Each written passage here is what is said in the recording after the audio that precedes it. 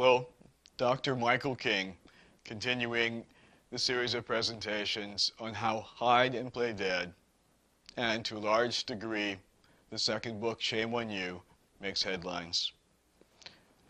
First headline, Criminal Injustice. The ubiquitous presence of horrible abuse and torture of prisoners inside American jails and prisons is of utmost urgency and concern.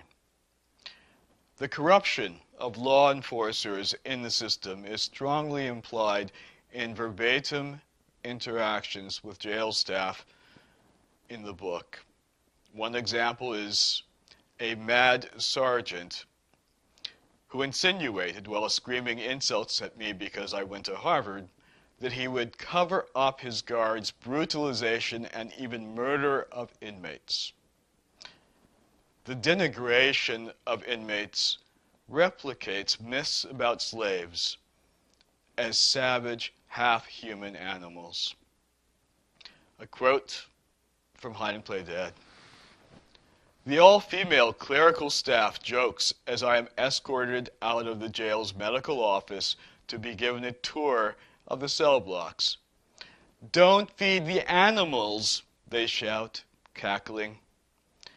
I survey the beaten-down faces of the inmates, and I begin to wonder if I am willing to return to the very roots of shame and trauma by working in a world where my survival is precarious.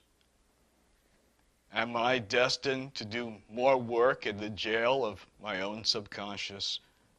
Must I focus a laser-sharp review on the prison of my past? Is it appropriate that I work in the place of ultimate abuse in America, the criminal justice system?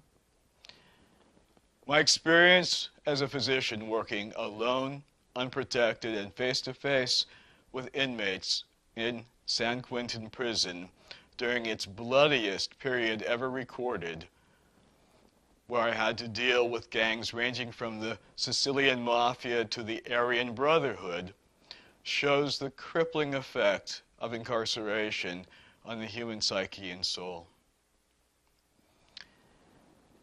During the course of the book, I finally reach a crisis point after a succession of devastating events and realize that I must write a truthful account of my life or I will die.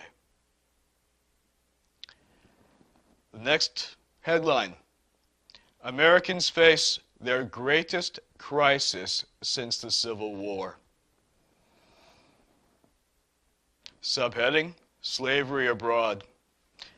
International slavery involves most of the Third World today.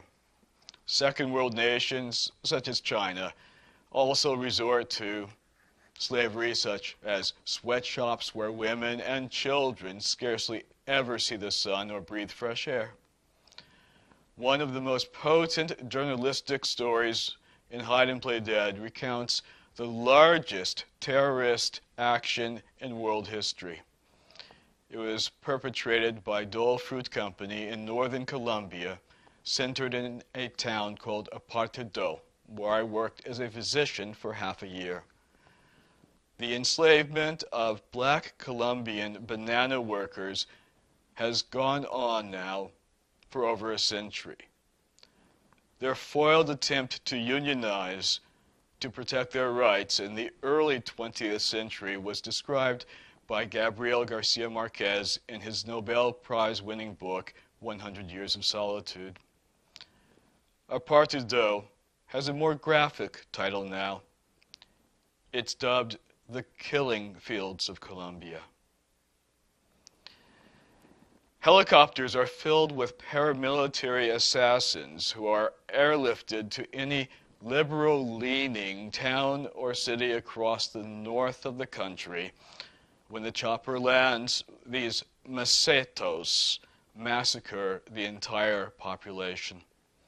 Macetos translates to malletmen because they prefer to bludgeon their victims to death to save their bullets. It is unknown how many millions have been raped, mutilated, and then murdered in front of their youngest children who are dragged out of the house but spared death to learn a lesson as witnesses. Dole admits to funding and supplying the entire operation, the worst terrorist atrocity and the longest bloodbath in the world. Next heading, slavery of immigrants who come here. Other parts of the narrative recount the enslavement of immigrant aliens upon arrival in the States. One of my marriage memoirs depicts the plight of my partner, a 23-year-old Mexican who survived crossing the border and then made it to anticipated freedom in Concord, California. He had been lured into a well-crafted trap. He was kidnapped into a brutal slavery operation from which, for many, there would be no escape while still alive. Slavery of the wage-earning classes. But the emergence of neo-slavery of American and European citizens in the First World still seems to surprise some people. All the signs of neo-slavery are apparent. The disappearance and loss of autonomy of the middle class or proletariat, the upper middle class or bourgeoisie, the professional class or intelligentsia, and the entrepreneurs of the lower upper class, the former owners of mom-and-pop stores, for instance. I point out that history tends to repeat itself, and a recounting of my own slave ancestors' ordeals prepares the masses for what could be in store for them if no action is taken. Heading: Our would-be masters are identified. There has been a visible soaring rise of a global corporate elite over the past 2 decades.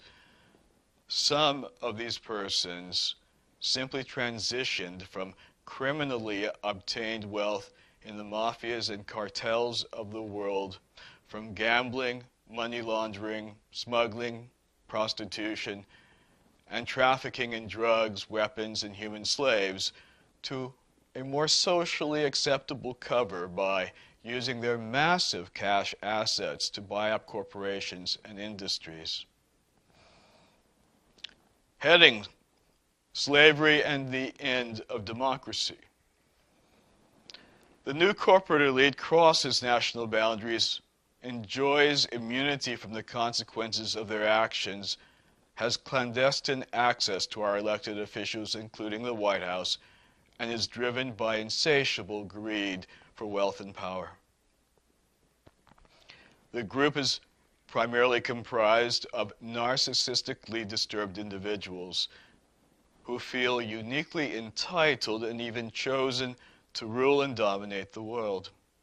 Memoirs of interviews with such persons confirm their madness and immorality for the readers of my books. Their mental illness precludes empathy and altruism, such that they actually feel pleasure upon seeing street people and the poor who they believe must envy them. The horrible fact is that a person, and only a person, with major psychopathology has the ability to mercilessly crush their competition, rise to preeminence, and eliminate democracy. From this awareness, the erratic politics in Washington makes perfect sense. Or, if you put yourself momentarily in the mindset of such a wealthy powermonger, strange phenomena begin to congeal into a vision of a possible future. Why would this corporate elite oppose democracy? Because it empowers an electorate that could block or interfere with their agendas, impose taxes on their corporations, insist on technologies that save the planet but slash the profits of fossil fuel pirates, or even demand to know what goes on behind closed doors in the Congress and the White House. Finally, narcissists simply don't like the notion of all men are created equal. It is an insult to their conviction of superiority and entitlement. Thank you.